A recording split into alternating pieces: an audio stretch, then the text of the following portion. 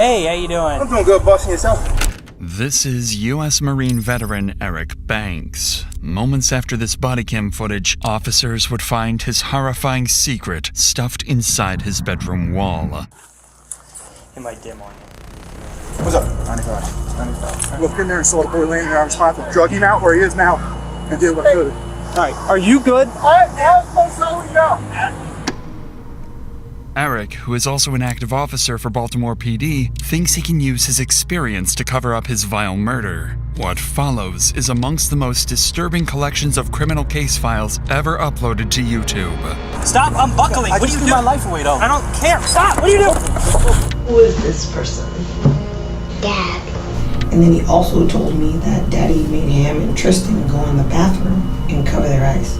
Strangle? I don't know. On July 7th in Millersville, Maryland, 2 officers arrive at the home of Eric Banks Jr. after his wife reported that their 15-year-old son, Dason, was potentially missing. The report was relatively standard for them, but the reality awaiting them is more horrifying than they could have imagined. Son, not mine. Just letting you know.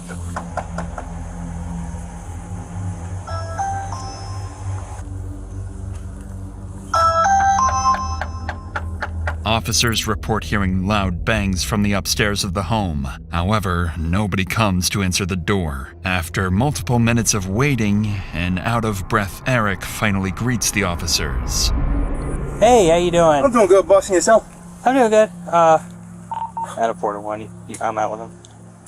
What's going on today, man? He's supposed to be serving peace protector order. Supposed to be serving it on you or on... Both of us. Okay.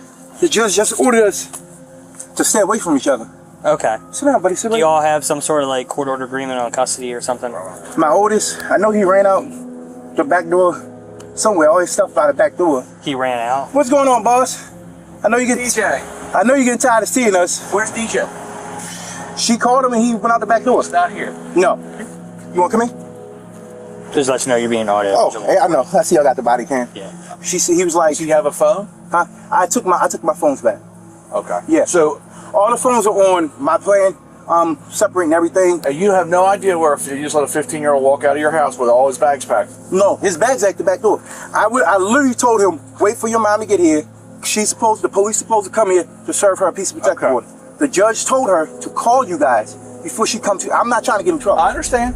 Eric and his wife Latrice had both individually filed a protective order against each other, making it illegal to speak to one another without a police escort. However, since Eric is not the biological father of Dason, Latrice had custodial rights to him, which is why he was packing his belongings as he and Latrice were preparing to leave the residence. Dason's disappearance on the very day he and his mom were supposed to move out makes the situation even more unusual. So officers continue speaking with Eric, hoping to understand the family dynamic and gather any clues that might point to where Dason is. But what Eric says next only raises their suspicions even further.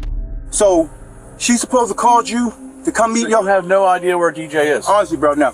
I like. With no phone or anything. You can check the ADT. It shows when he ran out the I door. believe you, but I mean, I'm not gonna fight. I'm not gonna do that. Listen, man, it's a 15-year-old boy.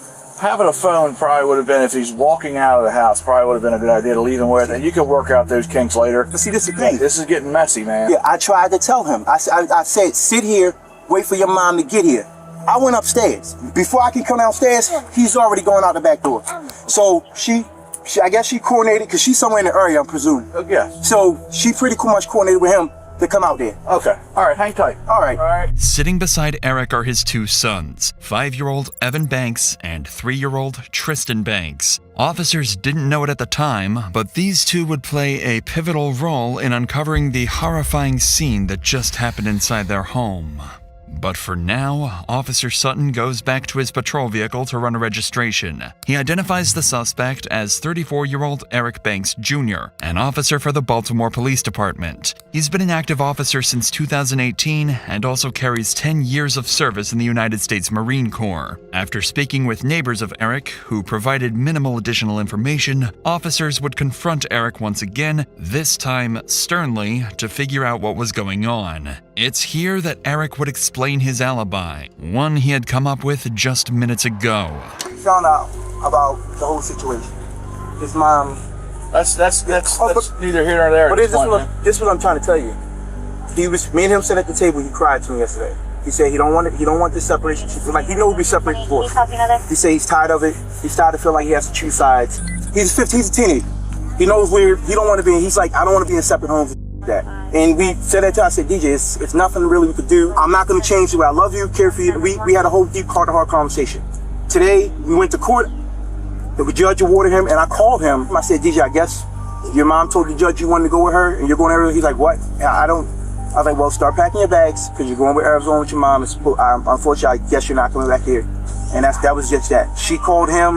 They had a conversation. I said, what did your mom say? She on the way to come pick you up. He said, yeah, but she's supposed to come here. I said, well, we're going to wait, because before she come here and there's some type of altercation, there needs to be police here. They can escort her, grab her, whatever she needs to grab, and go about this peaceful. Next thing you know, I went upstairs, I come out. So do you think did he leave here because he didn't want to go with his mom either? That could be. He could be like hiding out at a friend's house. I mean, yes, sir. Yeah, that's what I'm saying. Opinion. Yeah, in my opinion, I think that probably is the best, because if he told her he's somewhere he's not. Text messages from her, I have food for you, okay. Yeah. So it sounded like he wanted to go be with his mom. Yeah. So that's what I'm saying. All right, just put the bags inside for now, and we'll try to figure it out. All right, brother. Yeah. Officers would spend another 15 minutes canvassing the area in hopes of finding Dason, but would again come up clueless. So they decide to try calling Dason's mother, Latrice, but are unable to get a hold of her either. So in a desperate attempt to find a relevant lead, they decide to ask Eric if he'd voluntarily consent to a search inside the home, hoping Dason may be hiding inside. No one expected that this simple request would soon alter both their and Eric's lives forever. I just want to make sure he's out of the house. That's fine. I'll do it with you then, since we're here. Hey, Buck, can I throw one so make sure he's not hiding? Yeah, so they about to walk in. If he's about to walk in, we got the house. All right.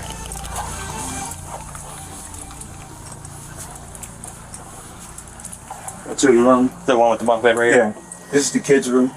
DJ! This is my room right here.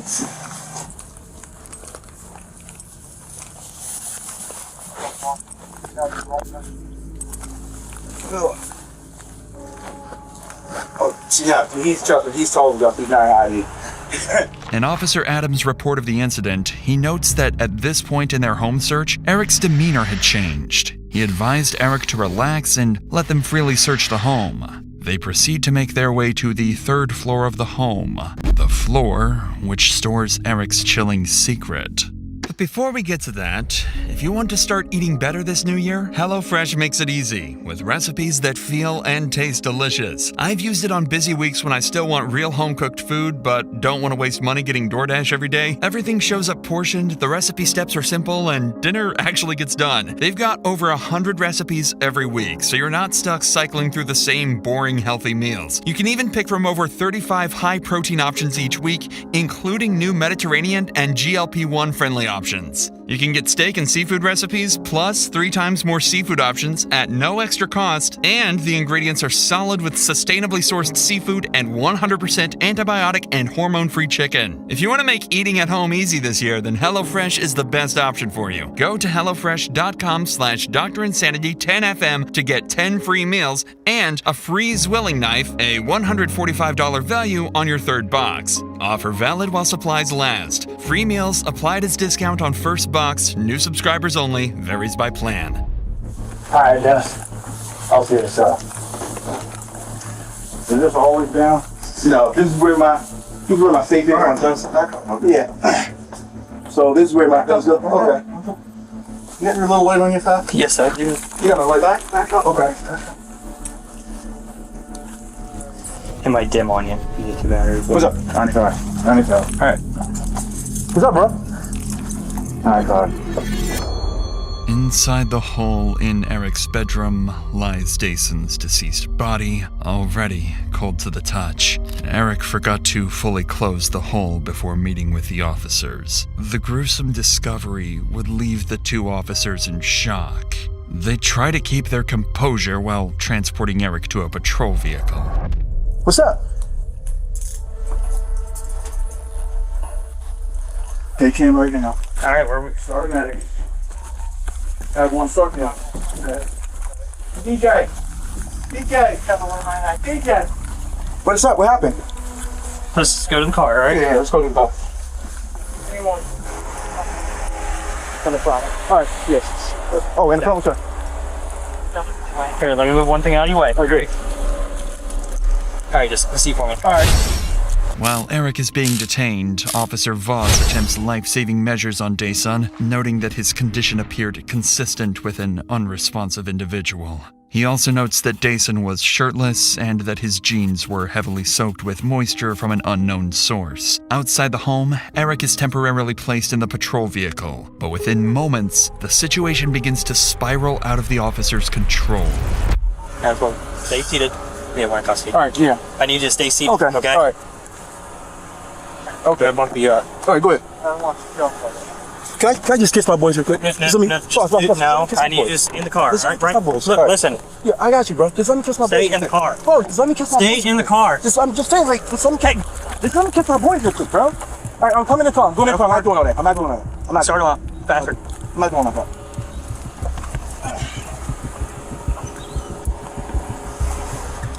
After you just. Here, All right, listen, just all right, stand up, turn around. Don't do anything. I'm not. Stay in the car. Stay in the car. Stay up against the car. Okay. All right, now get back in. Hey! Bro, I'm not doing it. Stop running. What are you doing? I just want to kiss my boys, bro. Come on. Just let me kiss my boys. Get back in the car. All right, come on. Come on.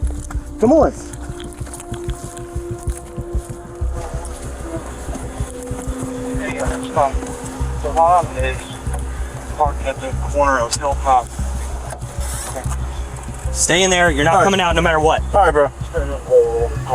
Without additional units on scene, Officer Sutton struggles to keep Eric restrained. Sutton attempts to secure Eric's handcuffs using a double lock, a mechanism that prevents cuffs from tightening or being manipulated. However, Eric uses his police experience to exploit this, and while his previous attempts at evasion have failed, he'd make one more, final, far more violent attempt to get away. I just threw my life away. Just stop. What are you doing? I just threw my life away, bro. Will you stop? Okay. Stop unbuckling. I What are just you threw doing? my life away, though. I don't care. Hey, listen. Stop. Just choke. Stop. What are you doing? Just choke me. Choke. Get back in the car. Just choke me. Just choke me. Just choke me. Adam 4. Look, to Adam 1. Can you come back out here, please? Hey, get out of our gun. Look, just choke me. Just choke me. Adam 4 is trying to grab a gun. Adam 4 is trying to grab a gun. Stop. Get in the car, motherfucker. Get in the car. Now in here. Turn him out. Turn him out. Turn him out. Turn him out. On the ground. Correct. Okay. 4448. 3 times, throw him out. Where is he? Stop. I can't stop. Yes, you can. It's on my wrist. And my hand's going numb. Are you on your side? You gonna stop? Yeah. My hand's going numb. All right. Turn them on. Stop. But hold on. I told you broke it. It's numb. All right. Stay where you're at. Stay here. I am staying here, but I told you broke it. All right, I'm moving your legs. All right. Take a deep breath. I am. All right, listen. You're wiggling around left to make it worse. I know. All right. Well, I want you. We're done. We're done here. I want you to be not that. I want you to think. We're gonna take you to the hospital. All right. All right. Well, let's just not wrestle anymore. It's just too hot as shit today. I know. You sweating? I'm sweating. Can we be done? I want to be no, bro. Like, All right. Well, let's go to the hospital and talk about it. We don't need to wrestle on the ground. Is that helping anything? No, it's not. All right. All right. Okay. Eric attempts to unholster Officer Sutton's service weapon, eventually managing to loosen it and nearly knocking it to the ground. Fortunately, Eric's handcuffs prevented him from causing any further harm. As the chaotic scene finally settles, officers briefly discuss the frantic events that just unfolded. I go up to Subway to meet her, go in to make sure he didn't go to Subway in this communication. Come back here, I said, let me just check the house. They started getting real weird. I'm like, well, if you just stay back, he's a Baltimore City fine. Started to get real weird. I'm like, no, I can check the house. You stay back. You stay back. You stay back. You stay back. I go up and weigh it off. He goes, he wouldn't be up here. There's an attic thing undone with a screw in it. He looked in there and saw the boy laying there. I was trying to drug him out where he is now and did what I could. I immediately, as soon as I saw the boy's leg, went 95 hands to get him out here and asked for more units to start the CPR. Drug him out and started CPR. Okay. All right, are you good? You're good, you're not hurt. No, I'm hurt. Should have done that if I'd have just did that first. You may not have been done. I'm gonna take the whole block, bro. See that. Hey, Steve, take him. Come on. Just walk away. Do a CPR. Sorry. Where's the 10-7? 1448 inside. Yeah, like well, we went upstairs to check the house. Gun safe area. What's up? There's like a gun safe area, and my partner looked in there, 95, and I don't know what's going on. And then when we took it to my car, I gave him an opportunity because I needed to double lock his stuff, and then he unbuckled himself, went out and grabbed. EMS attempted to perform CPR on Dason, but it was too late. Dason was declared deceased shortly after by EMS. What officers uncovered with Dason was only the beginning. As the investigation deepens, Eric's children would reveal further secrets, painting an even darker picture of the reality behind closed doors. For now, the decision is made to take Eric, his children, and his ex-wife Latrice to the police station. Police reports state that while Eric is being transported, he struck his head multiple times against the cage window bar, causing a welt to his head and damage to the patrol vehicle. Despite this, everyone would eventually make it to the station, each separated into their own individual rooms, awaiting intense interrogation.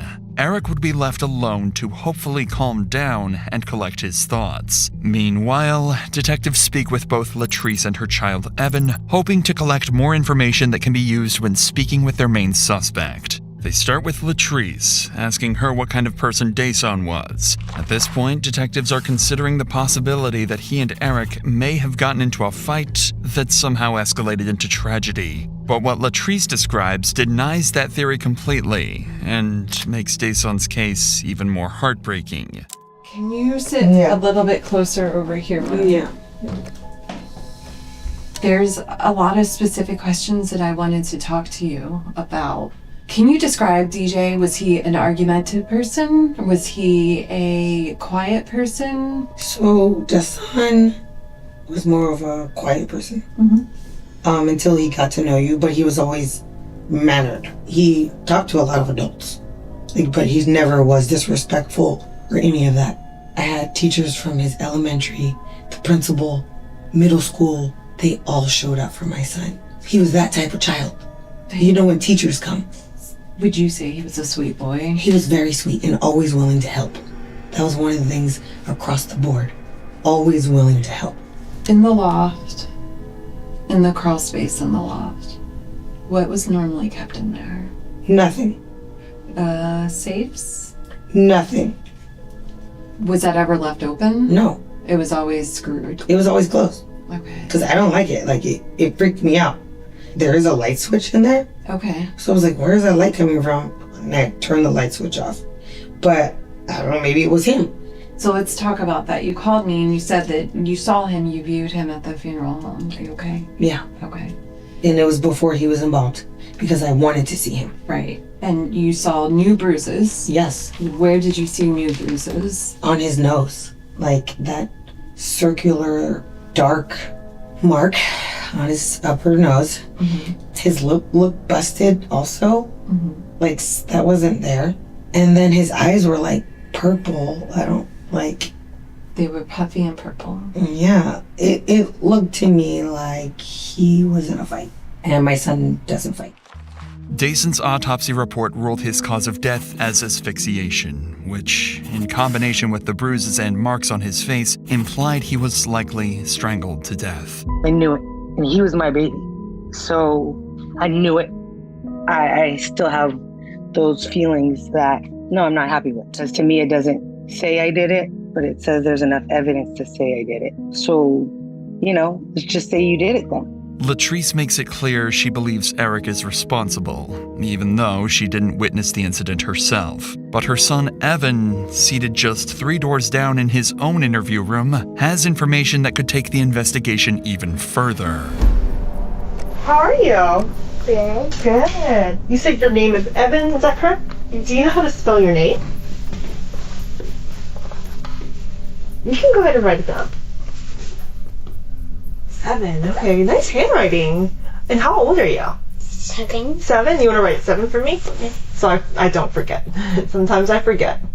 Notice the harsh contrast between interview rooms. Evan is sitting in the department's safety room, a space created to provide comfort and reduce stress for victims and young children involved in sensitive cases. His interviewer, Miwa, is a forensic interviewer from Maryland, trained specifically to speak with children and family members connected to a criminal investigation. And because Evan is only 7 years old, you'll notice a drastic difference in how his interview is conducted. My job is to talk to kids and families all the time, and today I get to talk to you. And we talk about a lot of different things in this room, and this is called the safe room because anything we talk about is always safe and you're not in any trouble. I'm just here to listen to you and talk to you. Okay. Miwa explains to Evan that everything is being recorded and that he is not in trouble, but rather just there to help him out. She spends 15 minutes talking about movies and more of Evan's interests to help him get more comfortable before discussing the day of Dason's murder. And Evan, who do you live with? My mom. Your mom? And Tristan. Mm-hmm. Anyone else? I live with TJ. Mm-hmm. And then my dad. Okay. And do you know what you're here to talk about today? Mm-mm. No? So, tell me a little bit about your family. Tristan, he likes to fight and play and steal toys from others.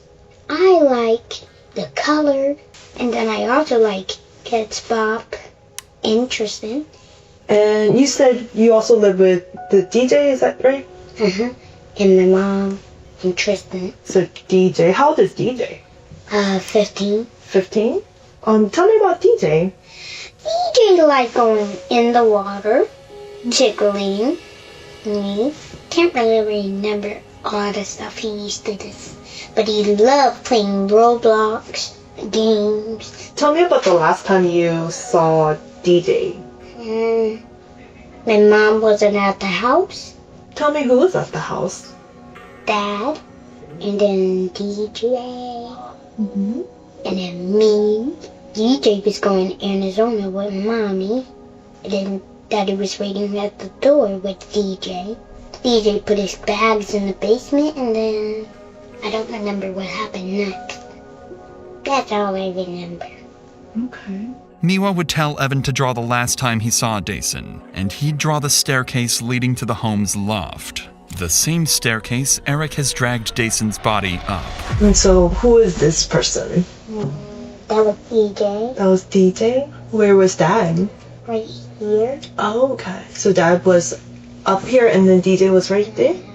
Okay. Where did they go after? They never went anywhere. They were just waiting at the steps. Oh, they were waiting at the steps? Who was he waiting for? Or what was he waiting for? He was waiting for Mom King. The DJ. Did that happen? No. Not yet. Was there anything that you worried about on that day? No. I wonder if there's anything that you were scared about that day. I wasn't scared. Evan struggles to reveal the details of the events he saw that day, likely due to the discomfort of speaking with a stranger in a police station. But the information he gave his mother on the day of the incident provides far clearer insight into the disturbing events he saw. You said that one of your children said something to you? Evan, and what did Evan say? That he saw Daddy bringing DJ upstairs. And I said, where were you? And he said he was in the living room. I just didn't want to pry too much, but then I said, oh, was DJ sleeping? He said, no, he wasn't snoring. And then I said, was he moving? And he was just like, no. And then he also told me that Daddy made him and Tristan go in the bathroom and cover their eyes. Okay. But this was before. This was when the police first knocked at the door. Okay. Evan didn't say anything about the knock because he told him to go in the bathroom first. So I'm a little confused of like the order. So I don't know if that's maybe when he was gonna let the police in. But Evan did say he saw that. And he was in the living room because he told me he was watching Loki. In addition to these grim details, Latrice would go on to explain how Eric's life had begun to collapse all in synchrony. Due to the protective peace order Latrice had filed, Eric was suspended from the Baltimore Police Department the very same day of Dason's death. He had just separated from his wife, was about to lose his children, and was now left without a job. Latrice also explained that the peace order she filed was not her first attempt to separate herself from Eric. Months prior, Latrice filed her first peace protective order, writing, "I am in fear for my life and well-being because Eric Banks keeps trying to control, follow, and emotionally abuse myself and my sons." The order was denied, however, and it wasn't until months later that her second attempt was granted. It was clear Eric's life was falling apart leading up to Dason's death. Eric had hidden his body, lied to officers regarding his whereabouts, and had a violent outburst once the body was discovered. It'd be hard to assume that he wasn't directly implicated in Dason's death. But evidence alone wouldn't be nearly enough to get him to confess. After all, he was a police officer of 10 years and knew how the criminal justice system worked just as well as any interrogator working against him. But unfortunately for Eric, the interrogation he was about to undergo would crack even the most well-trained of suspects. Eric is placed into Anne Arundel County Interview Room 2B. This room was designed for priority matters, exclusive to high-profile cases. Because Eric had attempted to attack an officer earlier in the day, he's been handcuffed to the table to restrict movement. Eric is left alone for multiple hours as the detectives prepare for his interrogation. While waiting, he can be seen glancing around the room multiple times, likely searching for a camera. What Eric didn't know is Interview Room 2B has a small camera placed in an unusual location, which Eric never managed to spot. The primary investigator assigned to this case is Detective Louis Adrian. His prior service in the United States military likely factored into the department's strategic choice to have him conduct the interview. This shared background enables Adrian to establish rapport with Eric, a key component in the upcoming interaction. So, why we're here. We want to talk about what happened, why it happened, and anything surrounding that whole situation. But you know as well as all of us that we have to go through Miranda with you. So what I'm going to do is we're just going to go through Miranda first of all, and then I'll start getting all the other information, okay? After reading Eric his rights, the detectives would spend nearly an hour connecting with Eric and bonding over their shared military experience. He's like, now you come in, you're in front. Okay. We go back in, we about to go in the building, like, you're in front. She's like, but I thought you said you're like, some people were made, to do certain things, and I said, I'm not made to be a front person. So I'm running the block then, and I remember so I was like, hey, whoever that officer is right there running, just keep going, because you're about to run right into him. And out of nowhere, these two guys just come out, pop out, and I'm like, okay, I got him.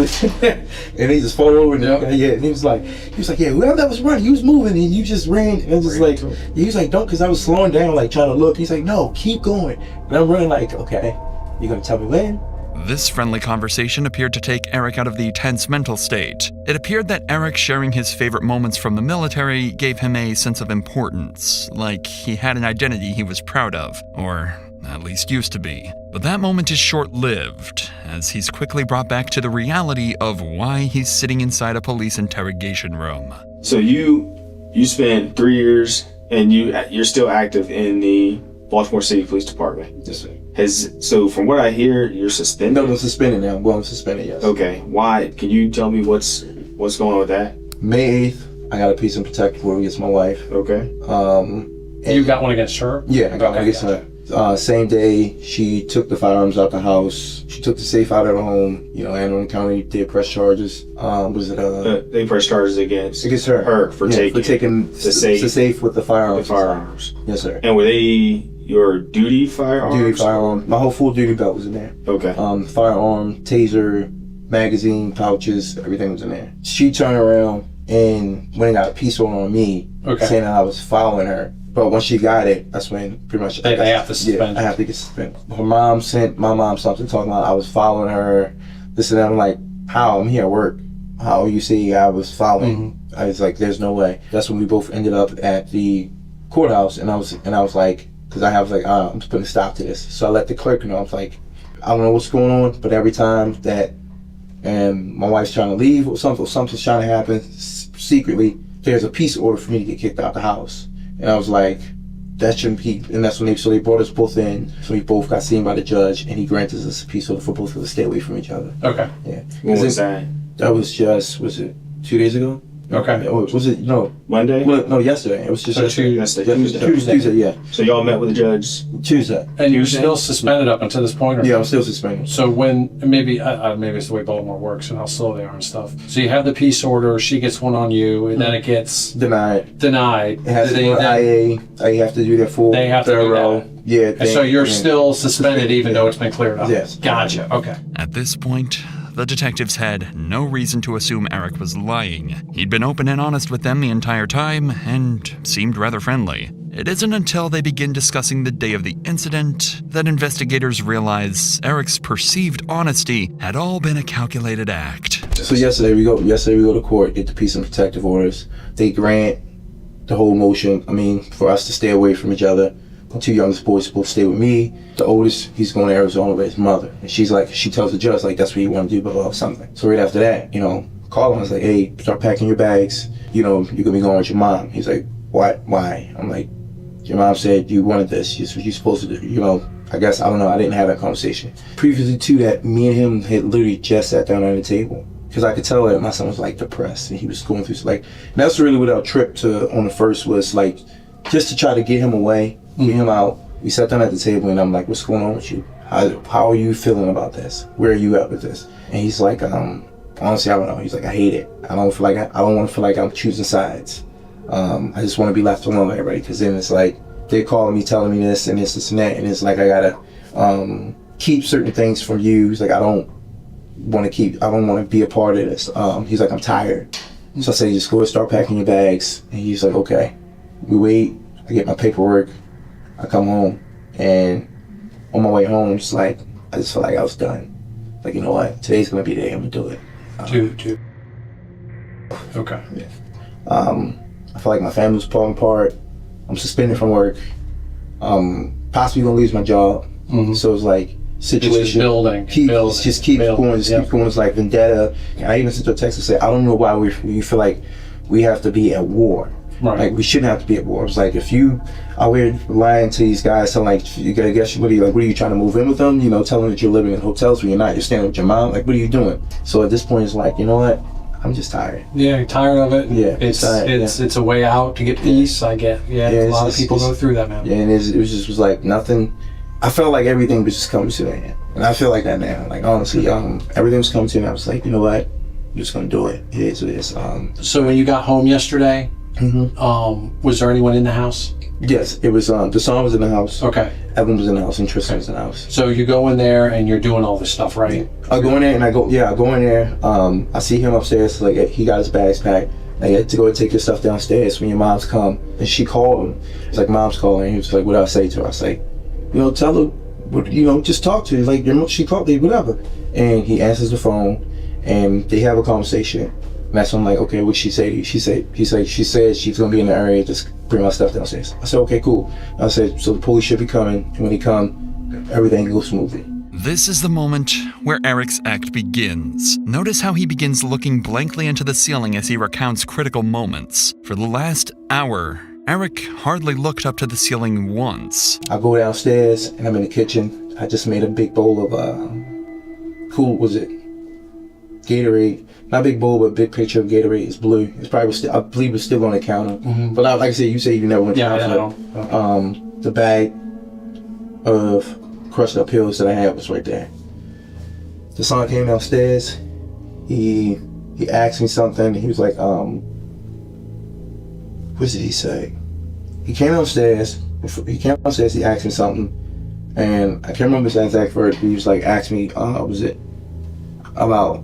I think it was a leave or something like that. I said, the son, just wait. We're not gonna because he was I don't want to go. He was just telling me that he didn't want to go and shit like that. I said, look, just wait. We're not gonna talk about shit because I'm gonna take your brothers to your mom's house and I was coming back. I said, if your mom gets here with the police before I get back, unfortunately, you gotta go with her. That's just the way it is. He's upstairs. I remember Tristan. I told Tristan, I said, Tristan, go get your shoes. Tristan said, okay. So Tristan goes. He goes upstairs. He gets his shoes, and he comes. He's like, Daddy, what's wrong? DJ. I'm like, huh? So I go upstairs, and DJ's in the bathroom, and he's in the tub. And that's when I seen him. I was like, what the fuck? That's why I pulled him out the tub, and as I'm pulling him out the tub, I laid him flat on his back on the floor. And at that time, I'm not sure, I think it was Evan or Tristan. He was like, Daddy, somebody at the door. And I'm just looking at my feet, I'm like, what the fuck is this? I'm like, what the fuck? Eric makes his story clear. He had planned to end his life, but coincidentally, Dason had the same plan and did it first. It's an extremely complex alibi and only becomes more unlikely after Eric explains why Dason's body ended up hidden inside his bedroom. So I go downstairs, I go to the front door, the officer's there. Okay. And I panic, I was like, I don't know what the fuck to say. So he asked me, he was like, hey, what's going on? I start talking to him, telling him what's going on. What did he say? He said, so what's the situation? And I tell him about the situation. And I was like, my wife, she's supposed to wait on y'all to come. Y'all supposed to be serving her with a piece of protective order and whatnot. He's like, she's supposed to be picking up our son. And he was like, is she here? And at the time, he was upstairs on the floor, in the bathroom. When he said, was she here? My mind, I was like, no. Okay. Yeah. You panicked. Yeah. Because it already looked bad. I already moved him, and I was like, you got him out of the bath. Yeah. And then when I got out of the bathtub, I asked the officer, and there's no body on cameras on. You can see. I asked him like, can I go in the house? Use the bathroom real quick. I remember asking that. And he was like, no, just wait. Okay. And then the other officer showed up, and then when he showed up, he's asking. He was like, so is the son here? Still the same thing. I should have said yes. Yeah, I knew my perfect world. I knew my state of mind. My state of mind was to kill Eric. Okay. Now let me ask you this: is that why? Because I did watch some of the footage when they went to loosen your handcuffs. You kind of got a little silly on them. Do you remember that? Yeah. What was you went for the officer's gun. What was up with that? Well, before we get to that, when I first went back in the house, when the officer told me, the tall officer, he told me, he said, go get the sergeant's phone. I ran upstairs, his phone was in the bathroom on the counter. Okay. So I run upstairs, and I get the phone. Because wait, back up. Before I did that, I asked him, I said, can I go upstairs? Can I go in and use the bathroom? So I initially wanted to shut the door. He said, no, just wait. And then the other officer, he was like, well, go, I need you to go grab the son's phone. I ran up, grab it, and I shut the bathroom door. I'm still nervous. Which bathroom was it? Was it the one in the master or the small one? No, the small one. The small one in the hallway. And I'm still shaking, whatever. And then when I come back downstairs, I go out the door, I give him the phone, I'm still shaking in my hand, and everything's in my head saying, Eric, just say what you saw. But then, in my other part of me, I'm like, my son just did this. Right. Objectively, Eric's story hits all the points. He has an excuse for almost every suspicious detail, even finding a way to explain why blood was found all over his house. The issue is that these details are simply too coincidental to ever sound believable. And even Eric knows this. I don't know why, I just was like, I gotta move him. I picked him up, did the fireman carry, took him out of the bathroom, into the master bedroom, up the stairs, and I was like, because I know they're gonna want to come back in the house and search it. I was like, I'm gonna be cool, I'm fine with that. I was gonna let them search it. And I tucked them in, the area, and I left the thing open. So when you say the area, you're talking like a little crawl space. Okay, yeah. All right. But getting back to when they came in, they searched the house, they went upstairs, and he seen the thing open. That's when the officer, when he asked, I panicked and I was like, yeah, this is where I keep my safe, blah, blah, blah, whatever. But the son was in there. The son was in there, okay. And they put the handcuffs on me. I went back downstairs. And when they put me downstairs, I was like, life is over because it looks different. It's no matter what I say from this point, it looks like I'm a liar. It looks like I lied because I already lied twice. You asked me what the son in the house, I said no. You asked me did I know where he went, I said no, I think he ran out the back door or something. And so it always looked bad because I'm already told you a lie. Even though in my head it's like, you probably should have said the truth. You probably honestly should have left him where he was at. Call police or down Yeah, fire well, department or whatever. Yeah, call the police. Well, that's the world. But Sometimes we. But I was already in. I was. I mean, I wasn't in. I was already in the mindset of Eric's gonna die today. I was in seeing that he was there, that he was in the tub, and it was like tub was full of water. I was like, my son did this. No, I have to do it. Okay. The detectives decide to take a break and discuss what their next plans would be. At this point, they both know Eric is lying to their faces, so the goal for the rest of the interrogation will be to get Eric to admit to his lies and ultimately confess to the murder. To do this, they decide on Detective Adrian conducting the rest of the interrogation alone. Since one-on-one confrontation is generally considered to be more effective, Adrian would return with a clearly different demeanor from earlier. He's stern and wastes no time in asserting that his nice cop act is over. Are you good? Do you need anything before we get started again? No, I'm good. Are you sure? Alright. So Detective DePietro had to step aside just for a second. But what I wanted to do, like I told you, I wanted to come back and go back over some things with you. Okay. I actually want to go back and in detail just go through some of these steps. Eric would recount his story exactly the same as before, claiming he simply found Jason dead and had nothing to do with it. And it seemed as though Detective Adrian had nothing concrete to combat Eric's lies. That was until he brought out Jason's autopsy report. I'm gonna tell you this. I know that you spent 10 years in the military, and you were in the Marines, weren't you? Yes. What's their whole thing in the Marines? Like, what do they always teach? Honor, integrity. Honor, correction, commitment. Yeah.